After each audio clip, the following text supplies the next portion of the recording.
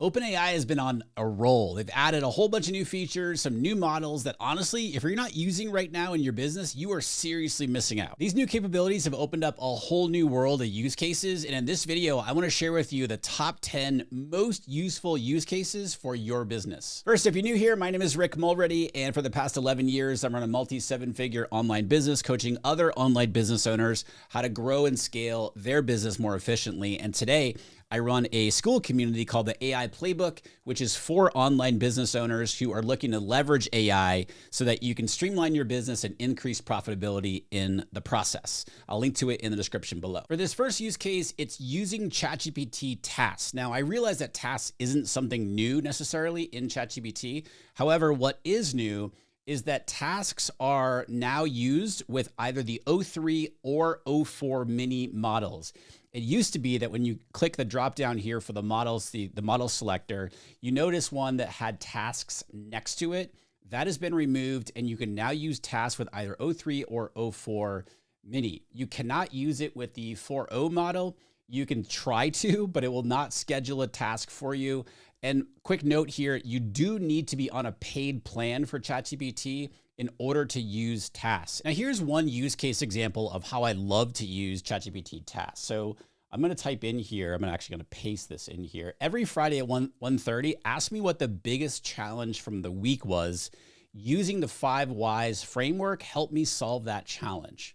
So what I'm gonna do here is I'm gonna just click on go, and I'm going to have it create a task for me. So as you can see here, what I've done with this simple language prompt, I've had it create a reoccurring weekly at Friday afternoon at 1:30, identify the weekly challenge. So I can click on these 3 little dots here. I can go into edit the task and identify weekly challenge is the name. Here's the instructions. Tell me to identify my biggest challenge from the week and apply the 5 Whys framework to solve it.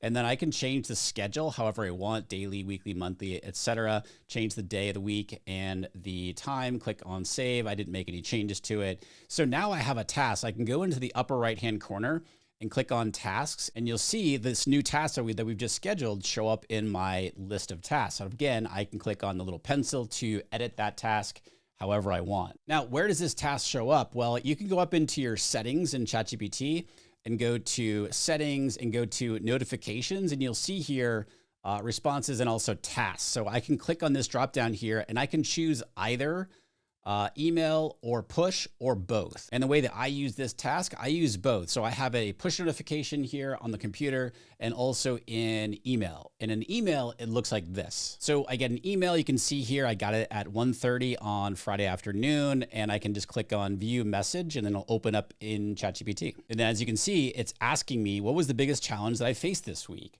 And once you identify it, use the 5 Whys framework to uncover, here's a quick template to guide you. And so it's basically guiding me through this framework. And so this is a great way to review my week on a Friday afternoon, just through an automated task, very simple task that I've set up in ChatGPT here. Another interesting use case for tasks comes from one of our AI Playbook members. His name's Max Bernstein. And one way that Max uses tasks is when he's inside a normal chat or workflow. So he's in ChatGPT, he's doing his work, he's doing research, for example, using the O3 model.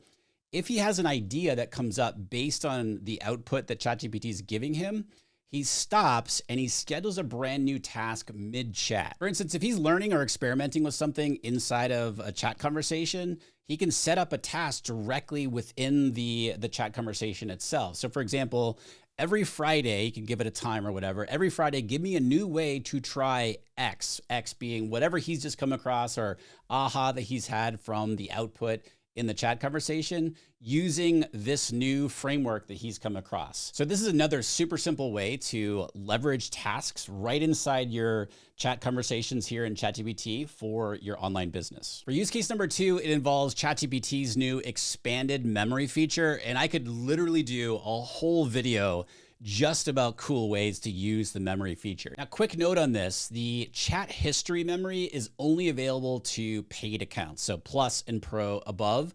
Free tier users only have access to the saved memories. And I'll explain the difference right here. So for the saved memories, you just go to your little picture in the upper right-hand corner, click on settings, and then go to personalization. You'll see the memory section here, reference saved memories, and then reference chat history. The chat history part is only if you're a paid user. As a free user, you get access to the reference saved memories. So you can see this little link here, manage memories. I'm going to click on that. I'm going to blur out my memories because these are referencing past conversations that I've had here in ChatGPT. But what you'll see if you do this in your account is you're going to see a whole bunch of what ChatGPT thinks it knows about you. And I say thinks it knows about you because it might not be completely accurate. That's why you have the little trash can on the right-hand side. So I would encourage you to go through here and make sure that the memories that it has of you are accurate. Especially if you're working with multiple clients in your ChatGPT account, you'll notice that you have multiple client memories here, and the memory feature is meant for you specifically, right? So just make sure that things are accurate here in your saved memories. If you max out your saved memories, which absolutely you can do, you're gonna have to go through and clean out what you think is the least important things or the least important things for ChatGPT to know about you and save only the most important things that you want ChatGPT to remember about you. Now the reference chat history part, that's where the really cool stuff happens. So when you turn this on, as you can see here, let ChatGPT reference all previous conversations when responding. And this is where the use cases are basically endless. So here's a cool use case you can do leveraging ChatGPT's memory. So you can say, suggest tasks to me based on your memory of me. Now, when I did this, I had no idea the level of response it would give me, but I was super impressed. So it said, here are some tasks I think would move your business forward based on what I know about your goals and current priorities. And it gave me 6 different ideas that I think are really, really good. So brainstorm, audit the membership, create YouTube content sprint, use case of the week. So it gave me some really cool ideas. And check this out. I can, if I like one of the options here, I can say schedule number 6 for me, which is exactly what I did. And then it created a task for me based on the previous use case that we talked about. And you can see here, it says, I'll remind you tomorrow at 9 a.m. to audit your top repetitive tasks and prototype and automation. Like that's really, really cool. So now I'm leveraging memory and tasks all in one chat conversation here. And remember, all I said was based on your memory of me. I didn't give it any specific information to do this specific task. Here's another cool idea that it's a way that you can use memories here. And I forget who I saw this from, but I thought it was super, super smart. So I'm gonna type in, based on your memory of me, and give me a list of 7 things I should store in my saved memory. So I'm gonna click go.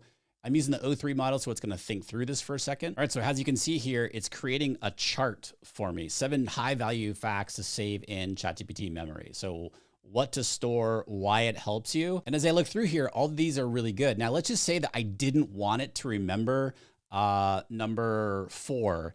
And I would say, do not, just tell it, do not remember number 4. I do want to remember number 4, so I'm not gonna type that in, but you can just tell it whatever you don't want it to remember of, these 7 things. You can ask it for 15 more ideas. So you can tell it what you want it to remember about you and also what you do not want it to remember about you. Not just in this specific example here, but just in your normal workflows. If you're using ChatGPT and you come across something and you're having to type in something about your business or about a client or whatever it might be, you can ask it in that moment to remember that in your memory or to do not remember that in your memory. The other thing you can do, by the way, is turn on temporary chat, which is in the upper right-hand corner. So if you go to start a new chat, you go to temporary and you'll see here, this chat won't appear in history, use or update ChatGPT's memory or be used to train their models, blah, blah, blah.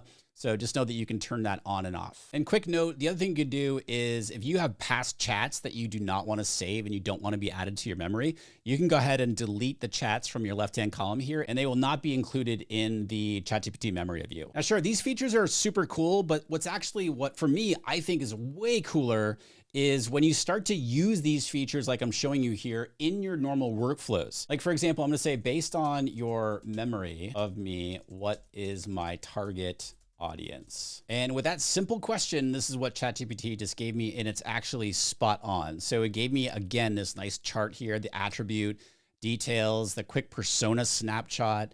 And so all I have to do when I'm prompting later on is I can just say something like, this is for my target audience. I don't have to like copy and paste my target audience. I don't have to use a keyboard shortcut. I don't have to retype my target audience. I can just reference my target audience because I have memory turned on here, and it knows my target audience because I've used it before in ChatGPT. It will remember that, and it will be referencing this level of detail for my target audience. Another use case that I'm using memory for here in ChatGPT is a prompt framework, a prompt format. So I can just type in here. I know this is super broad, but I can just say, I have a task for you, but I'm not sure how to set up a prompt to have you do it. Now, the reason this works is because previously I've given ChatGPT, I've created a prompt framework within ChatGPT, and now it is in memory. And so by simply telling it, I have a task for you, but I'm not sure how to set up a prompt to have you do it, now it should run me through a series of questions so that it can take that information and put it into the prompt template that I've created. I don't need a GPT. I don't need anything else.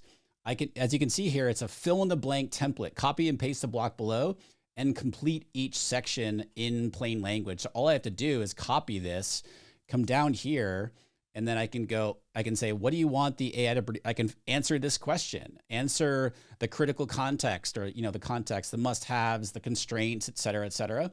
And then you can see here, quick clarifying questions. Before I draft the final prompt, please tell me. And so it's walking me through exactly how to have it help me, all based on memory, because I set this up once and now I can use it for however long I want. For use case number 3, we're going to use, again, ChatGPT's memory and tasks features, but we're going to use it this time to create a personalized RSS feed, or a daily intelligence briefing, if you will, on whatever it is that you want to know more about. So check this out. I'm just going to type in, based on your memory of me, find relevant news from this week that I would find helpful for my business and AI Playbook members. Again, I'll link to that, my community, in the description below. I'm using the O3 model, and watch what it does using the O3 model. This is really cool. As you can see here, it's searching for relevant business AI news, and it's keeping to the proper dates because I'm recording this on May 7th. And here's the result that it just kicked out to me. It's it thought for 1 minute and 55 seconds, and it's saying what's worth your attention this week. Claude gets live search, Gemini 2.5 preview, new iPad app, Notebook LM upgrade, Apple and Anthropic team on AI vibe coding. And I like how it gave me the sources as well. And I like how it gave me the why it matters, as well as something to try with that piece of news. It's doing this and making this a personalized report based on its memory of me and what it knows about me and my business. And so now what I can do is I can say, schedule this to be a daily task to deliver this kind of relevant news to me at 8 a.m. All right, so just like that, it's created this daily AI news briefing. And again, I can go in here and I can edit the instructions for whatever I want. If I want to expand on the type of results that it gives me, I can do that here. But how easy was that with a very simple prompt of, based on your memory of me, find me relevant news. For use case number 4, full credit to this one goes to Matt Schumer. I'll link to his X account in the description below, but I found this prompt that he shared and it is brilliant. Basically what we're gonna do is we're gonna take the O3 model and make it work 10 times harder than it already does. It's really, really good at deep thinking and advanced reasoning. Now we're gonna use this prompt that Matt shared and amplify the effectiveness of the already really strong O3 model. So here's the prompt here. It's basically ultra deep thinking mode. And we scroll down to the bottom here, it has the input variable where we give it the task that we want it to do. Now I'm going to have it create a detailed plan for how to grow the YouTube channel to 100K subscribers. Pretty basic, pretty straightforward. And it's going to think for longer than the O3 model normally would. All right, here's the results of that prompt. Thought for about 2 minutes, and it says below is a rigor first assumption hostile plan to take the YouTube channel, gives it the plan, and it gives this multi-step approach to doing it. So meta approach and tool chain, baseline audit, audience and positioning refresh, content engine upgrade, distribution flywheel, growth accelerants. So now that I have this amazing plan, I can use the task feature to schedule out things to do every single day or every single week or every single month through the rest of the year. But I mean, check out the results that it gave me here. It is really, really in depth in terms of the the plan here. Again, I'll link to where you can grab this prompt here from Matt, but I just thought this is another great use case that you can do in ChatGPT to really make the O3 model, which again is really, really good, but make it ultra deep thinking, as Matt says here, and basically 10x the result, if you will, from a prompt like this. Image generation is the next use case here. When OpenAI recently made the updates to the image generation that was a long time way overdue. The images that you can create in ChatGPT now are really, really good. In fact, it's my go-to image generation tool now. Recently, I want to share this with you. So this is a great case study in terms of creating a consistent brand look for your images. And this is the prompt, very simple request that I put in. I said, I want to create a consistent brand look across my AI generated images. Based on your memory of me, I want you to write a prompt that I can give to you, ChatGPT, that describes my brand and aesthetic when generating images. And then I always like to ask, do you have any questions or need clarification on anything in order to complete this task? Okay. So basically it asked me a few clarifying questions. I gave it my color palette here and I went back and forth with it until I found a brand aesthetic for images that I really, really liked. And it took me a little bit. As you can see here, as I'm scrolling through this chat, I went through quite a bit to land on the final prompt that I can use to create brand images. But I was really, really happy with this whole process. And because I really like the end result of this prompt, I can ask it to add it to memory so that I don't have to type that prompt in the next time I want to create brand images. All I have to do is add in the specific use case that I want to create that image for. And in another use case that I've got coming up here for you here, I'm going to show you a really cool way to use this exact use case that we're doing right here for ad images. Now, while this is right inside of ChatGPT, you can also create images now over in the playground. So we're gonna go over into OpenAI's playground. So here we are in the playground here, and you'll notice images on the left-hand column here. And I've just pasted in that exact same prompt that we ended up with over in ChatGPT. What I like about this a lot is, number one, I can click on the 1x down here and I can change this to the number of images that I wanna create. So let's just say I want to bump this up to 5, and then I can click on the settings button here and I can change the size, square, portrait, landscape, the quality, and I can change the advanced settings so I can create a PNG file, et cetera, et cetera. The other thing too, especially if you're creating like product images or ads, they have sort of pre-made templates that you can start to work with right here. If you click the little, looks like a toolbox down here, but let's go ahead and click go for this one here. And again, we've asked it to create 5 images based on that one prompt. All right, and in about 30 seconds, it's created 5 different images for me that I can click through. So this image, they're all kind of very similar. So I can make obviously some edits to this. I can make this bigger if I want to. So I think it's done a really good job. And what I specifically like over here in the playground, being able to create images here, is this ability to create the number of images that I want. For use case number 6, we're gonna use ChatGPT to build us a personalized adaptive AI tutor. So pick any topic that you wanna learn more about, and we're gonna combine using ChatGPT's memory, its scheduling, and its deep reasoning capabilities to be able to do this. So we can give ChatGPT specific learning goals, and then it will go and build a personalized learning plan. Then what we can do once we have that learning plan is we can schedule out, using ChatGPT tasks, a daily or weekly lesson that we get, or a quiz, or practice problems, whatever it is that you want to learn more about. It will track your progress through conversation that you're having with ChatGPT, and it will also dynamically adjust the curriculum that it's created for you based on your performance and your feedback and what you're telling it and how you're answering things. And it's going to act like a patient, context-aware tutor. So let's test this out. And so let's just say that I want to learn more about investing. So I just put in the chat here, I want to learn about investing. I'm a complete beginner. Help me create a learning plan and remember my goal and progress, track my progress, blah, blah, blah. I'm using the O3 model. And so let's see what it comes up with here. All right. And so just like that, after about almost 25 seconds, it's creating my beginner to investor roadmap. So it's giving me this chart here, phase, focus, what I'm going to learn and do, milestone check. And then it's going to say, it's giving me a plan for how it's going to track and adapt, getting started right now. Now that I have this complete plan, now I want ChatGPT to deliver the curriculum to me as a task on a daily basis at 6 o'clock. And so I'm going to put that in there and let's see what kind of task it creates. And again, don't forget, once it creates the task, we can always go in and edit the instructions for the task. So every day now, I'm going to get my investing tutorial at 6 o'clock. For this next use case, number 7, we're going to create an ad campaign optimizer. And we're going to take advantage of a lot of different ChatGPT features in order to do this. So for this use case here, for the first time, we're going to use our projects in the left-hand column here. So I created what I'm calling the Meta Ads Optimizer.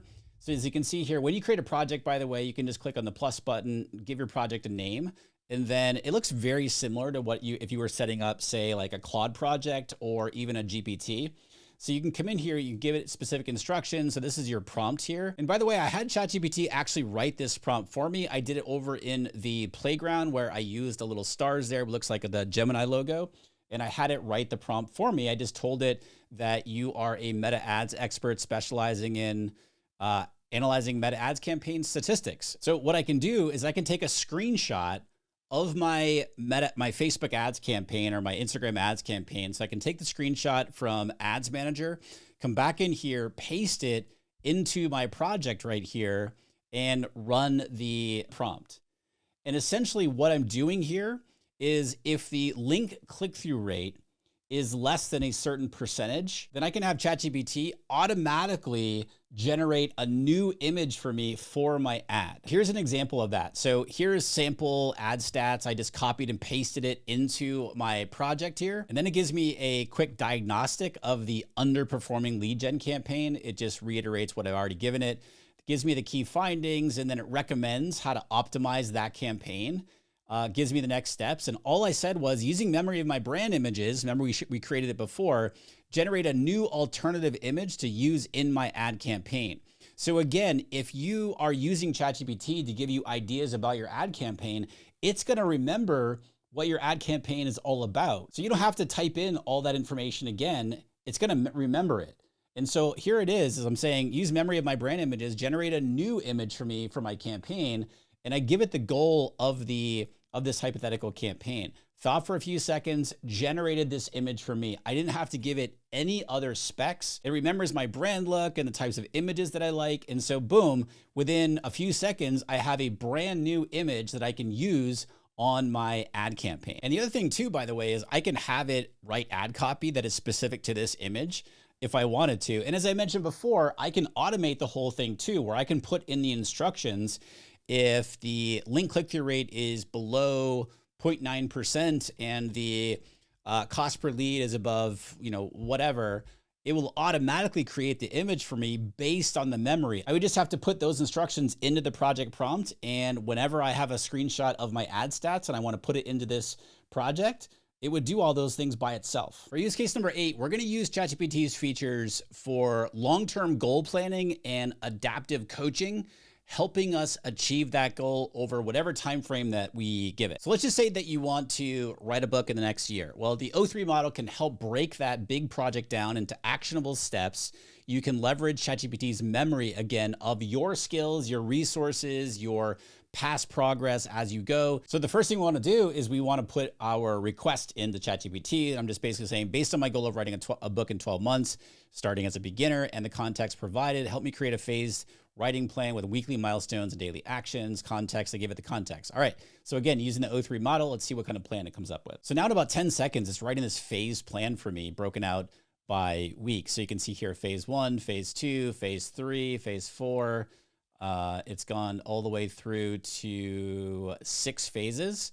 And it's also giving me online weekly cadence, how to keep it manageable, and gives me next steps here. So now what I can do, again, I can take this and put this into tasks. I can also come over here to projects and create a brand new project. I can say book writing. So again, I can just type in schedule both daily and weekly tasks for me based on this plan. And let's see what it does. And just create a task for me daily at 8 o'clock, every Sunday at 6, every Friday at 12. It's giving me different prompts, making sure that I'm on the right path. Let's take a look at the task, and it says, tell me to follow daily, or the instructions, tell me to follow today's daily writing action. So this would probably work better in the project because I can take this whole plan and stick it into the project and give it context for this. But this is a super simple way to take a huge long-term project, allow O3 to break it down into smaller steps in a phased plan, and then leverage again the tasks and the memory to create an adaptive step-by-step plan for me to write my book in 12 months. I have no plans to write a book right now, by the way. For use case number 9, we're going to create a context-aware research assistant. Now, this is going to be different from the daily intelligence briefing that we created before, that RSS feed essentially. What we're going to do right now is we're going to use and leverage ChatGPT, the O3 model, its memory, its web search, and if we want to, any kind of file upload. So what you want to do here is you want to task O3 with researching a complex topic. Now, I like to do this with using a business framework. So for example, let's do the blue ocean strategy for a niche market. So this is the prompt I'm going to use for this. Research the blue ocean strategy framework. Using web search, provide a concise summary of its core principles. Then this is where it really gets cool. Based on my remembered business context, so we're using memory here, analyze the blue ocean strategy and how that could be applied to basically fill in the blank. So for me, I'm just going to be doing a new offer in my business. So identify potential blue ocean, suggest 2 to 3 concrete strategic moves, and then list the key assumptions that you're making. So let's go ahead and run that prompt. All right, and here's the response that it gave me after about 22 seconds here, blue ocean strategy. So it gives you the quick refresher on the core principles of it, where my blue oceans might be for my specific example. And as you can see here, it's accurate. So again, it's leveraging the memory feature really accurately, and then giving me suggestions, 3 strategic moves strategic moves, I should say, to open those oceans. And it gives me 4 different options here. And then it says, choose one arena, map an ERRC grid in detail, and draft a strategy canvas against incumbents. Happy to facilitate that exercise whenever you're ready. So let's go ahead and do that. So I just typed in, yes, facilitate that exercise, and let's see what it does. All right, so it started to facilitate that exercise of the ERRC grid in detail. So here's the grid that it just created for me. Then it goes through and explains different things. It breaks down strategy canvas, interpretation, and next tactical steps. You get down here to the bottom, key assumptions that are called out, by the way. And then it says we can map the detailed launch funnel or stress test the financial model against your 40% profit margin target. Again, it's leveraging memory of me and the types of things that I want to be doing in my business. For use case number 10, this is one of my favorites from what I'm sharing with you here today. This is what I like to call the hidden connection finder. And again, this is using the chat history memory here. And what I want to do is I want to tell it to reference and look through and analyze my entire chat history and find things that I might be missing. I wanted to make connections between different points, reoccurring themes, questions I might be asking. So this is the prompt I'm going to use to do that. Analyze my chat history for reoccurring themes, questions, or challenges I've encountered across different contexts. What patterns emerge? So let's go ahead and see what it comes up with. And here's the output that it just gave me. So it gave me a whole list of reoccurring themes that I've checked, and everything's pretty accurate. It's actually very accurate. Common question types, persistent challenges, behavioral patterns, and then it gives me opportunities going forward. It's also giving me key assumptions made. So based on this output, this is where I can ask different questions. I can ask follow-up questions. I can ask for deeper connections, potentially.